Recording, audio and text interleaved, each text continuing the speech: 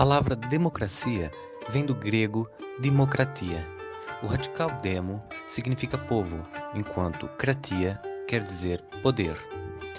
Assim, a democracia é um estilo de governo caracterizado pela grande participação do povo na tomada de decisões. A democracia surgiu na Grécia, mais especificamente em Atenas, no século V a.C.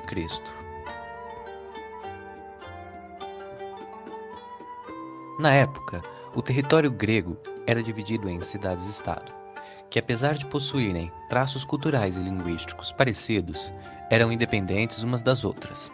As polis gregas, como eram chamadas as cidades-estado, possuíam seus próprios deuses, rituais e leis. Algumas figuras importantes para o desenvolvimento da democracia antiga foram Solon e Clístenes. Solon foi um importante legislador grego. Ele criou a Eclésia, a Assembleia Popular. O critério para que os cidadãos pudessem votar na Assembleia era sua renda. Ao falarmos de leis, Solon estabeleceu a Seisachtheia, anulação da escravidão por dívida. Ele também suavizou o código de leis elaborado por Drácon, legislador anterior a ele, conhecido por ser extremamente rigoroso.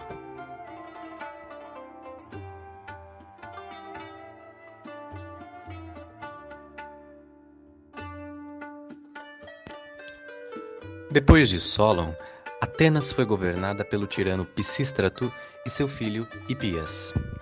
Tirania vem do grego tyrannos, que significa líder ilegítimo. Era uma forma de governo na Grécia Antiga em alternativa à democracia. Nela, o chefe governava com poder ilimitado, embora sem perder de vista que deveria representar a vontade do povo.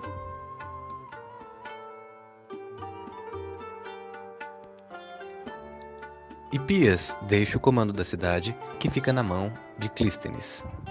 Clístenes, também um político grego, deu continuidade às mudanças propostas por Solon. Ele reorganiza geograficamente a região da Ática, onde se situa Atenas. Ele divide os cidadãos que habitavam esta região em 10 tribos. Cada tribo agora era composta por cidadãos de diferentes localidades, promovendo maior diálogo na tomada de decisões. Clístenes amplia a participação na Eclésia, já que agora os cidadãos registrados em seus distritos, também chamados demos, poderiam votar independentemente de sua renda. Os cidadãos eram aqueles homens, filhos de pais atenienses, maiores de idade. Eram excluídos do direito de cidadania as mulheres, os escravos e os estrangeiros.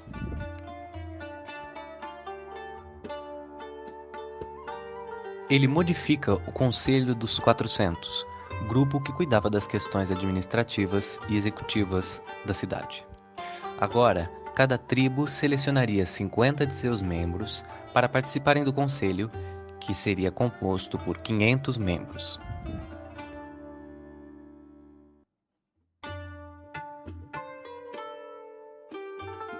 Então, por volta do século V a.C., a democracia começa a ser exercida na Assembleia, com a participação direta e ativa dos cidadãos. Os votos eram contabilizados pelo número de braços levantados nas reuniões. Uma das características mais marcantes da democracia ateniense era o ostracismo. Com medo de que alguma figura influente tentasse derrubar o sistema democrático e concentrar o poder em si, os atenienses periodicamente realizavam uma eleição que se assemelha a um concurso de impopularidade. Os cidadãos escreviam num pedaço de cerâmica, parecido com uma pedra, o nome da figura que julgavam perigosa para o bom funcionamento do governo. A pedra era depositada em uma urna, e a pessoa que recebesse mais votos tinha seus direitos políticos suspensos ou até mesmo era proibida de retornar à cidade por determinado tempo. Diferentemente do governo democrático que existia principalmente em Atenas, mas também em outras regiões da Grécia, a Mesopotâmia, localizada na crescente fértil, próximo aos rios Tigre e Eufrates, possuía um tipo de governo diferenciado, a monarquia de caráter divino. Havia um rei que possuía responsabilidades envolvendo tanto questões religiosas quanto legislativas e até militares. O rei era a conexão dos deuses com a população mortal. Ele em si não era um deus, mas um mensageiro escolhido por esses que deveria garantir que a vontade divina fosse cumprida na terra. O rei deveria também proteger o seu povo de invasões estrangeiras, além de conquistar novos territórios para aumentar o seu reino. O Código de Hammurabi foi um conjunto de leis criados na Mesopotâmia pelo rei Hammurabi na primeira dinastia babilônica. O soberano era encarregado de formular leis. Ele escolhia uma pena específica para cada delito, adequando a gravidade do crime com a da punição. Na atualidade, a democracia difere em alguns aspectos da democracia na Grécia Antiga, mas seu conceito permanece basicamente o mesmo, sendo considerada como um governo de todos, ou pelo menos de muitos, em que o poder da decisão encontra-se nas mãos do povo. A mudança mais significativa ocorreu na aplicação desta forma de governo. Enquanto na antiguidade a democracia era direta e o povo se reunia para votar as leis, a partir da modernidade passou a ser representativa, ou seja, o povo elege pessoas para votar as leis e tomar decisões que dizem respeito ao bem comum da nação.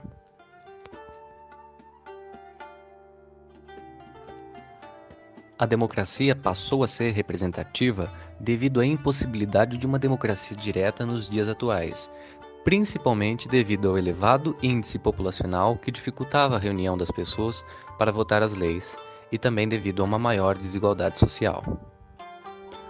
Hoje, a democracia caminha para ter cada vez menos restrições sobre quem pode ou não participar da política.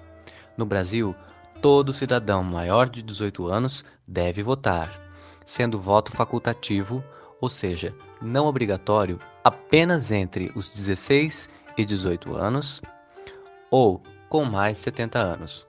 Todos os indivíduos entre 18 e 70 anos são obrigados a participar das eleições. A educação é um direito de todos e um dever do Estado.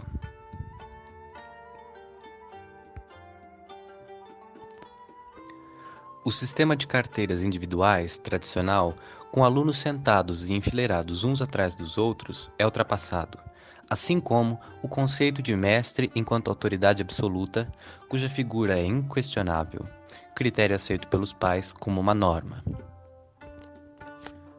Uma alternativa é a escola natural, que reconhece, acredita e leva em considerações as necessidades motoras, psicológicas, sociais e intelectuais dos alunos, e planeja atividades para estimular o desenvolvimento de suas potencialidades, trabalhando assim de forma democrática.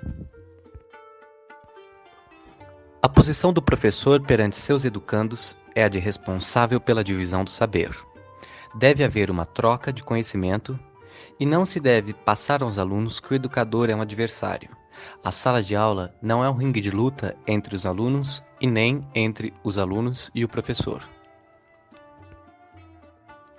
O regime democrático tem a necessidade de um líder, nem chefe, nem gestor. Senão, o grupo se organiza pelo poder da força.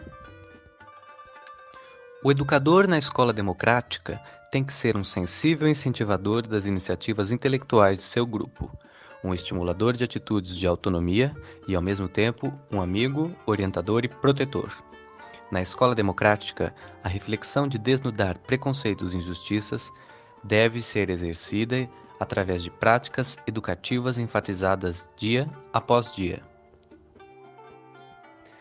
O filósofo francês Michel Foucault problematiza a democracia ao escrever sobre as instituições sociais e a detenção de poder realizada por essas, relacionando estes temas com o controle da sociedade. A democracia, para Foucault, não era um conceito vazio, mas tampouco consistia num regime político nem em uma forma de organização social concreta. A democracia era, antes de tudo, o esforço permanente dos governados para resistir à pretensão dos governantes e expandir a sua esfera de autonomia. Foucault sugere que as sociedades ditas democráticas, tanto na Grécia Antiga quanto nos dias de hoje, são, na verdade, aristocráticas. Em termos formais, A democracia se baseia no estabelecimento de leis iguais para todos os cidadãos, isonomia, e ao igual direito para se expressar, que normalmente consiste no voto, isegoria. Contudo, o sistema democrático é composto por uma relação extremamente complexa e problemática. Toda sociedade, por mais democrática que seja, reproduz distinções, seleções e distribui de maneira desigual o poder e a liberdade de fala entre seus cidadãos.